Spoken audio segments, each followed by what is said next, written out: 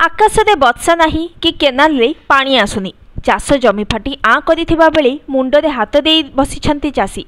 एबर्ष चाष केमिति हेबो एबे से नै चिंता घारिछि जगतसिंहपुर जिल्लार अनेक चाषींकु। उपरे इंद्रदेवता दाऊ साधिबा सांगकु तळे जलसंपद विभाग बाबू माने मध्य दाऊ साधिबाकु भी पछाउ नाहंती।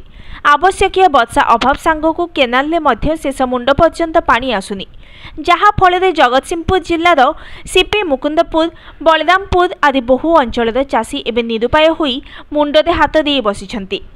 तली कियारी पानी नथिबारु तली उपाड़िबा संभव हेउनाही।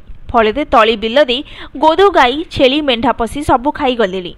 प्रतिवर्ष जल कर देउछंती उक्त अंचल चाषी, हेले वर्ष सारा केनाल ले शेष मुंडकु बुंदाए भी पानी आसुनी।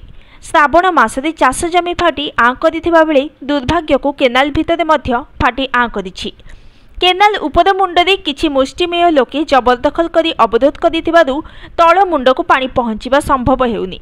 ए बाबदरे जलसंपद विभागर अधिकारींकु केवल चलित वर्ष नुहे प्रति वर्ष चाषी माने अवगत कराइबा सहित विभिन्न समय आंदोलन को मध्य ओह्लाई सारलेनी। हेले सरकारी बाबू माने दर पोड़ा काठ सदृश परी पड़ी रहिथिबा बेले चाषींकर समस्या प्रति कर्णपात करुनथिबा अभियोग हेउछि। विभागीय बाबू मानकर ऑफिस रे देखा मिलु नथिबारु लोकंकर गुहारी सुनिबाकु केही नाही बोली चाषी अभियोग करिसंती। केवल एही अंचल रे एही समस्या नुहे, जिल्लार अनेक स्थान रे एपरि समस्या सृष्टि होइथिबा बेले साधारण चाषी माने दहगंचे होइथिबार देखा जाउछि। Bureau report, news today.